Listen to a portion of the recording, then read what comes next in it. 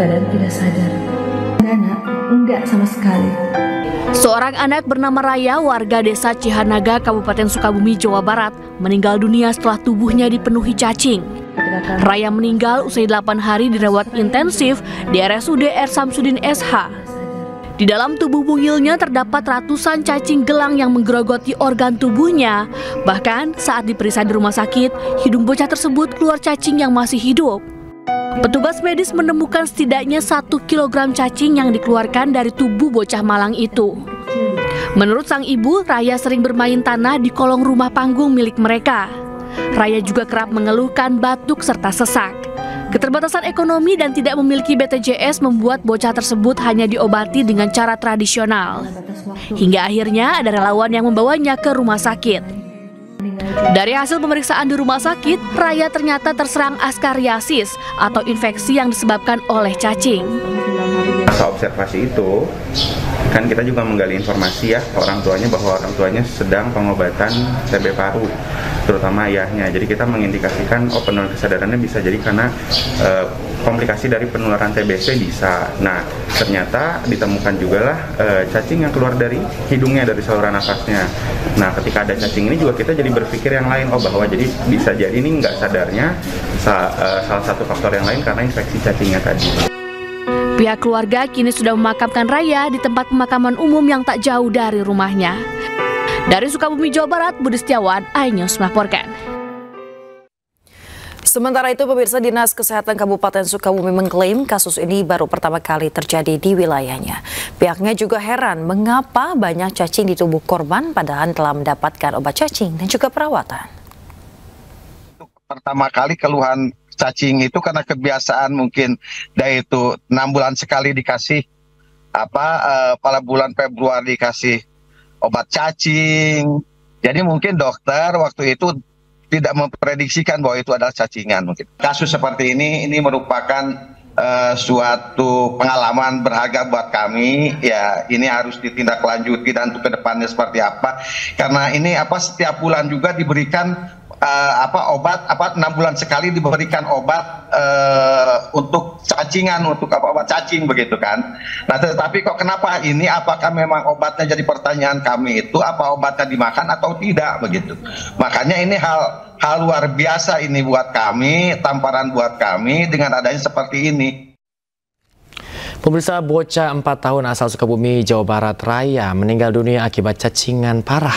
Kasus ini menggambarkan masih rentannya kesehatan dasar anak, meski sehat sejatinya adalah hak setiap orang. Negara wajib menyiapkan sistem kesehatan yang adil dan bisa diakses semua lapisan masyarakat. Pesan ini menjadi pengingat agar negara tidak sekedar melihat kesehatan sebagai angka, melainkan keberpihakan nyata bagi rakyat. Pesan itu disampaikan mantan Menteri Kesehatan Profesor Nila F. Muluk saat menghadiri sebuah diskusi kesehatan di Jakarta. Senada Dekan Fakultas Kedokteran Universitas Indonesia, Profesor Ari Fahrial Syam, menekankan pentingnya penguatan layanan dasar seperti posyandu yang terbukti efektif menjaga kesehatan masyarakat. Kami dari IADG akan penelitian kajian di bidang kasus Raya ya 3 tahun meninggal karena cacing gitu macam. Tapi ini kan berarti ada satu sistem yang masyarakat yang kok kayaknya kurang peduli dalam tanda petik gitu loh dengan kondisi kemiskinan seperti itu. Ini menjadi contoh masih banyak PR-PR kita di mana sebenarnya budaya gotong royong itu harus dibangkitkan kembali.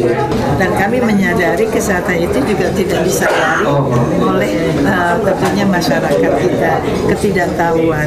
Nah, ini yang barangkali kita kaji. Jadi tadi yang disebut partisipasi atau mendengarkan dari bawah, saya yakin semua insan manusia Indonesia mengatakan tolong dong jaga. Pemirsa, Dinas Kesehatan Kabupaten Kulon Progo, Yogyakarta merilis hasil uji laboratorium terkait dengan kasus keracunan ratusan siswa akibat program makan bergizi gratis. Sampel makanan hingga feses siswa positif terkontaminasi bakteri.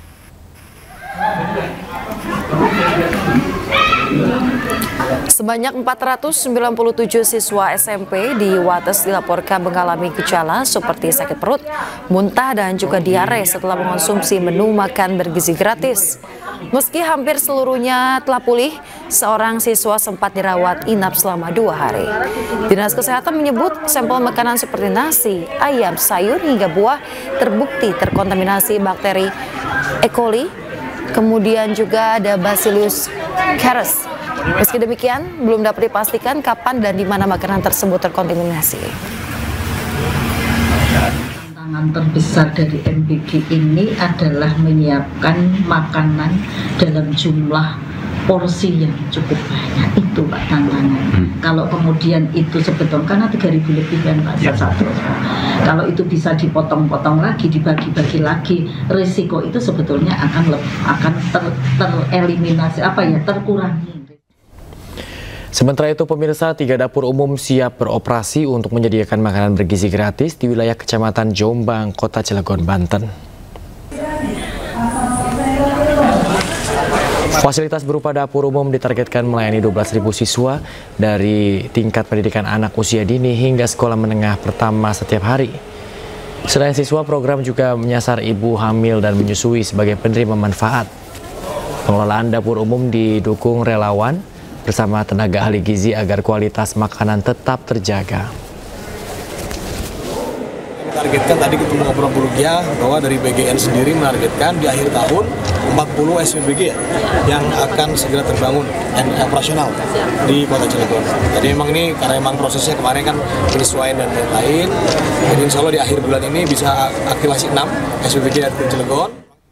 Kita beralih ke informasi lain pemirsa. Di tengah panasnya polemik penggunaan musik di ruang komersial, sejumlah musisi tanah air menggratiskan musik ciptaan mereka. Jika beberapa waktu lalu ada Ahmad Dhani dan juga Charly Van Houten, kini giliran Pasha Ungu yang membuat gebrakan dengan menggratiskan lagu bandnya.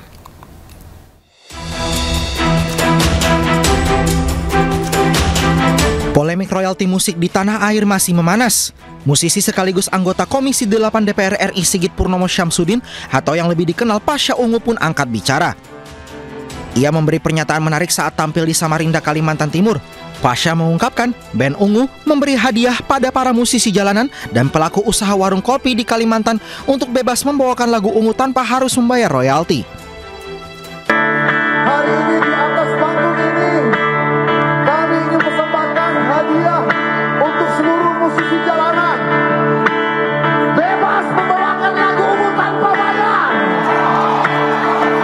Buat warung-warung kopi, warung-warung makan yang ada di Kalimantan Timur, silakan bawa lagu Ungu tanpa harus bayar.